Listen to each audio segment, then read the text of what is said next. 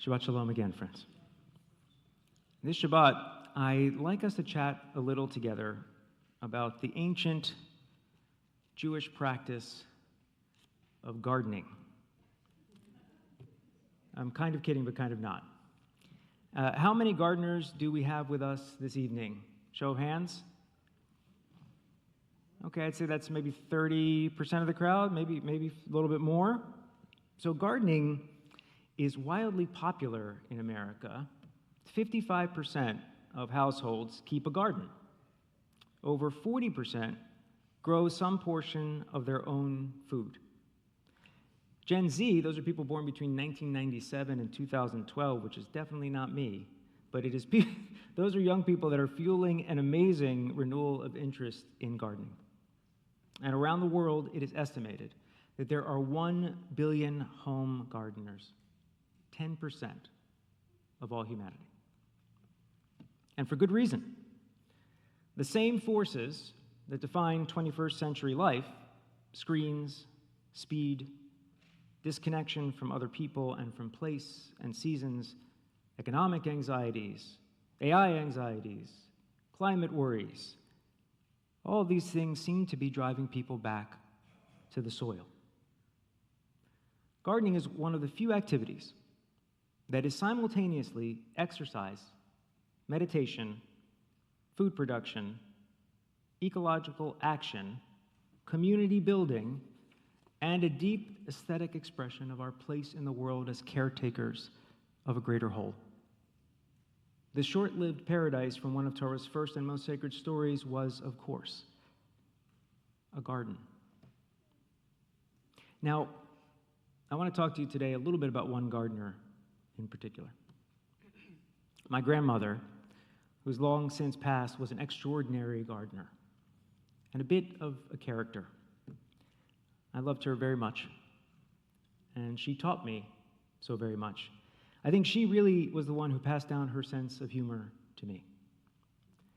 Just a brief little window into what my grandmother found funny in life. Throwing a fake snake into my father's bed while he was sleeping. My father had a dreadful fear of snakes, and my grandmother had a dreadful dislike for my father. She once hid the brand new bike that I had just bought my niece behind a bush and then came running into the house to declare that it had been stolen, just so that she could laugh so hard that she cried as I burst from my seat and ran outside to stop imaginary thieves falling down the lawn hill in the process. She once smuggled an entire still-living sapling into the United States from Guatemala in her suitcase. This is a true story, along with a full-sized machete. Now, I want you to imagine, anybody ever seen Mary Poppins? Right?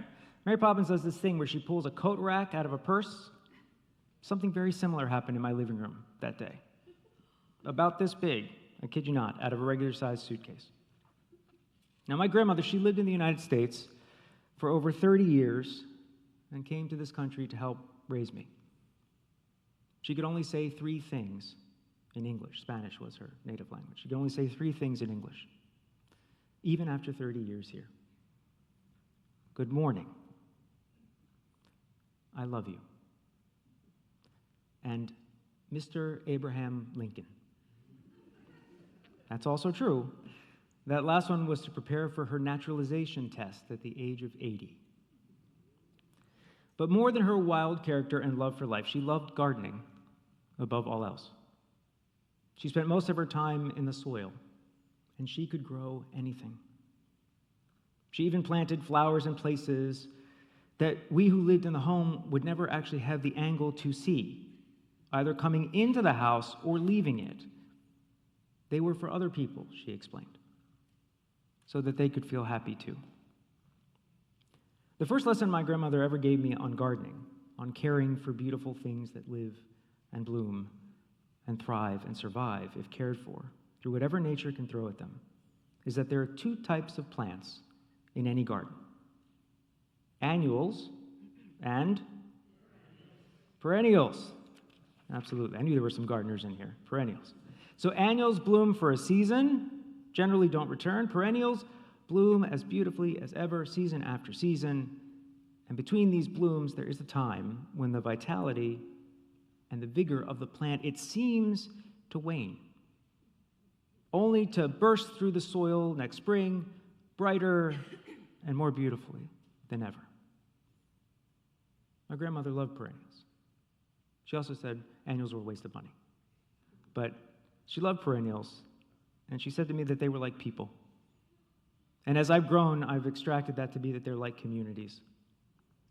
They always have a shot to come back to vibrancy and brilliance and bloom again if someone cares for them and helps prepare the way. Much later in my life, I would learn another gardening lesson on Jewish community building from a very different kind of teacher. Not a wonderful old lady who loves her family and the earth, but Dr. Tobin Belzer, my good friend, and a leading scholar at the USC Dornsiff Center for Religion and Civic Culture. Tobin has spent years studying what makes Jewish organizations thrive across generations. And she introduced me to a concept called perennial renewal. The idea that healthy, long-lasting organizations actually recognize the potential of going through more difficult periods and soul-searching moments. And they use those moments to come together and build the next best version of what they've been. At one of our many dinners together, Tobin shared the most important thing she's ever taught me, and that is saying a lot. She said, look, George, if you want to be a Jewish leader, you need to remember that organizations are like flowers. The beauty and value of them isn't really meant to, and by their very nature, cannot last forever in one crystallized state. But they can rebloom. They can rebloom. Not into a copy of the old organization, but into something just as beautiful and bright and meaningful and still connected at the DNA level to what they were, as long as the community makes the best use it can of the non-blooming years. I never forgot that. This is the deep wisdom of perennials that my grandma knew about. The time when an organization is not in bloom is not a failure. I want to repeat that for us. The time when an organization is not in bloom is not a failure. These are the moments that communities which move from strength to strength, they pull all of their focus and energy into the communal process of renewal. So that when the time comes to bloom again, they're ready. Each time they bloom, they're never exactly the same. Just like this year's rose in your garden is just as beautiful as last year's rose, even though, I don't know if you know this, every rose that has ever existed since the beginning of the world is always unique and different, and yet still a rose. Something familiar, something deeply rooted, but something brand new that the world has not seen yet. Our University Synagogue community has experienced a lot of big changes over the last few years. And there are more to come. We'll be moving out of our building within just a couple of years, but we don't know where we're going yet. We're getting used to a new rabbi. The jury is totally out on that guy. We're trying and exploring new ways of being in community, even while holding on to our beloved traditional ways of being together, like tonight. Some of us love all the new stuff. Some of us miss the comfort of familiar rhythms. Perhaps we're all feeling the weight of so many questions that are yet to be answered.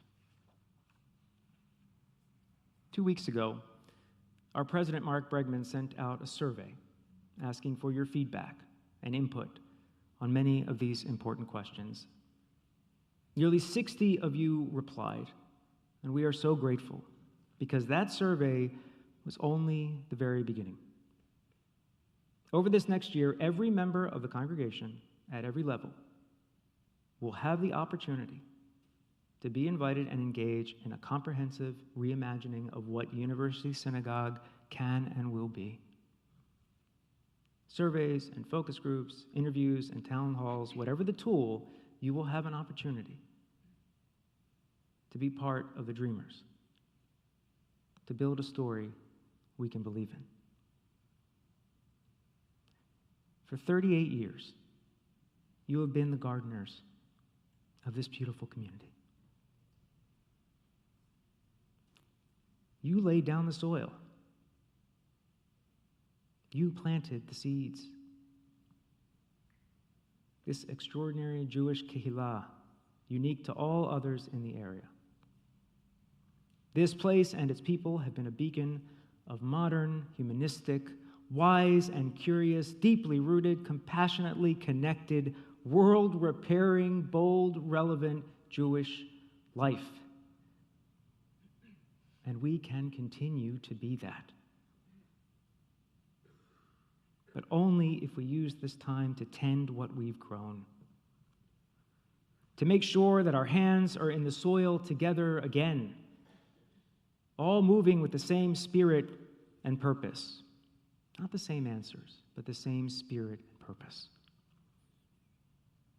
If we put all we can into imagining a university synagogue that is as much for the new and different community members that we critically need to join our efforts as for ourselves, if we strive to build a sacred community that is timeless and contemporary, fun and learned, creative, exciting, experiential, joyous, spiritual, a true home for all who want to be here, there is no way to stop us from blooming again. There is no way. But we need each other. We don't have all the answers that we want right now about what is to come. Oh, friends, what can I tell you? That's the world. But I know that if we truly come together, if each of us gives as much as we can to this transformative process over the next several years, we are going to find those answers. We're going to discover them together, and we're going to blow Orange County away with what we build here. I cannot wait to take that journey with you. I cannot wait to create a story we can all believe in. That back there is filled with stories we all believe in. Not because every word is factually true, but because the truth behind them is greater than all of that. Let's build a story like that for generations to come. Shabbat shalom.